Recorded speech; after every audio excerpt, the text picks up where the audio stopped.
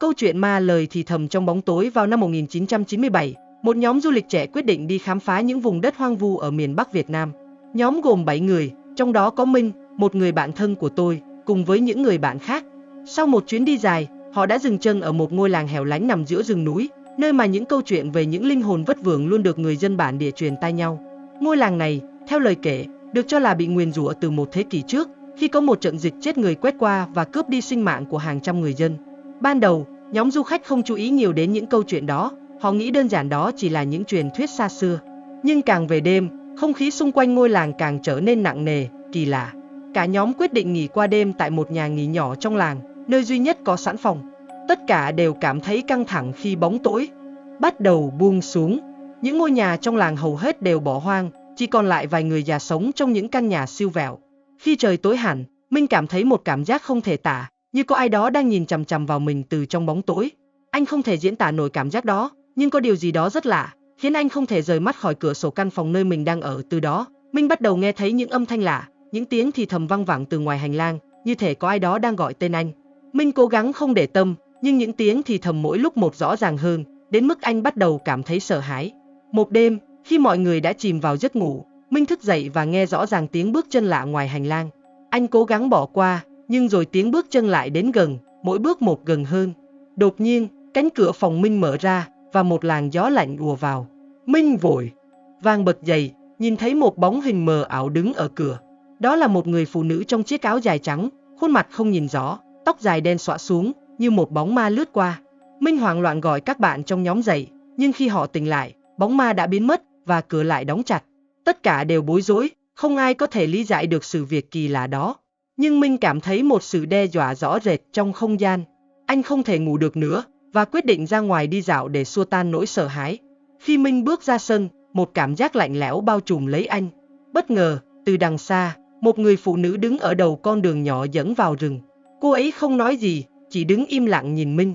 Anh không thể cưỡng lại được và đi lại gần. Khi Minh đến gần, người phụ nữ từ từ quay lưng, bắt đầu đi về phía rừng. Minh cảm thấy không thể kháng cự, và anh bước theo cô ta vào trong bóng tối. Lạ thay, dù bước đi khá lâu, nhưng con đường vẫn không có gì thay đổi. Một cảm giác choáng váng ùa đến, Minh cảm thấy mình đã lạc vào một thế giới khác. Đột nhiên, anh nghe thấy tiếng cười vang lên từ phía sau.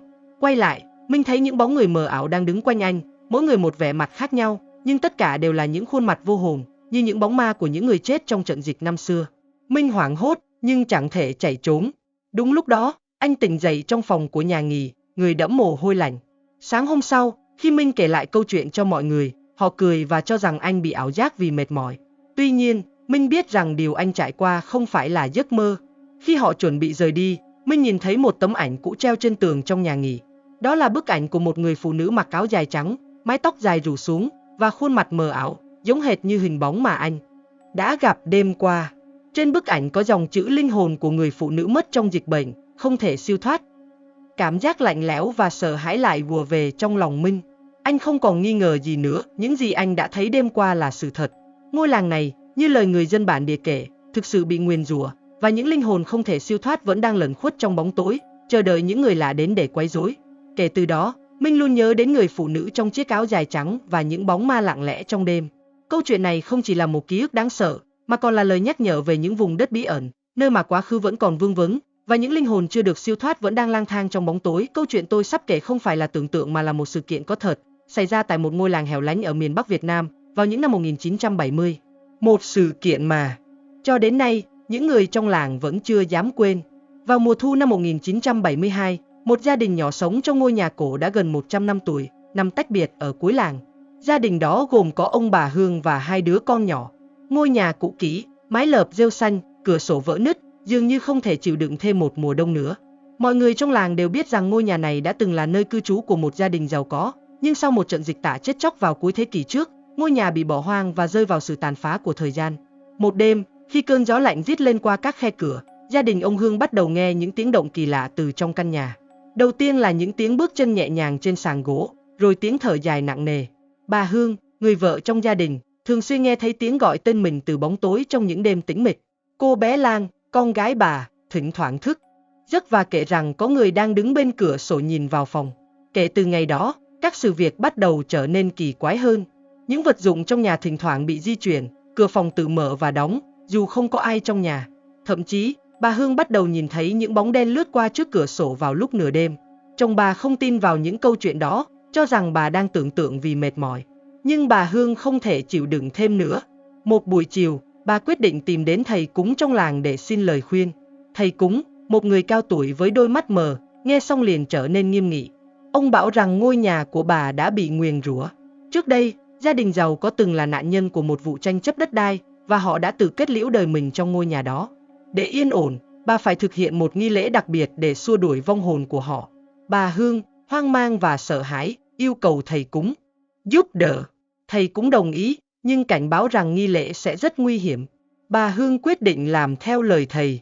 Vào đêm hôm sau, bà chuẩn bị các lễ vật và đợi cho đến khi đêm xuống hoàn toàn. Lúc đó, không khí trong nhà trở nên ngột ngạt. Bà thắp nến, cắm nhang và bắt đầu cầu khấn. Những tiếng bước chân trong nhà lại vang lên, lần này to và rõ ràng hơn bao giờ hết. Bà Hương cố gắng giữ bình tĩnh, nhưng khi bà quay lại, cô con gái Lan đứng ở cửa, mặt tái mét, mắt mở to không chớp, nhìn vào không gian tối tăm. Bà Hương hoảng sợ, vội vã chạy lại ôm lấy Lan, thì bỗng dưng, một luồng khí lạnh bao trùm cả căn phòng, khiến ngọn nến gần như tắt. Một tiếng cười khẽ, lạnh lẽo vang lên từ góc phòng. Bà Hương nhìn thấy một bóng người mờ ảo, mặc áo trắng, đứng đó, ánh mắt trống rỗng nhìn vào bà. Cái bóng đó từ từ tiến lại gần, khiến bà cảm nhận được hơi thở lạnh như băng. Trong cơn hoảng loạn, bà lập tức đọc lớn lời cầu khấn mà thầy cũng đã dạy. Tiếng cười ma quái bỗng ngừng lại, và bóng hình kia biến mất. Cả căn phòng trở lại yên tĩnh lạ thường.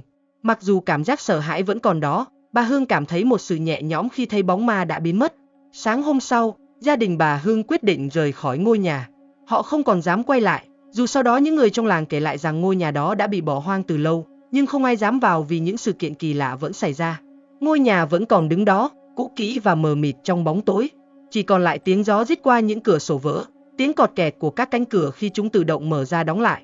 Và thỉnh thoảng, vào những đêm trăng mờ, người ta vẫn nghe thấy những tiếng cười lạnh lẽo vọng ra từ trong đó, như một lời cảnh báo về những tội ác không thể xóa nhòa và vong hồn không thể yên nghỉ.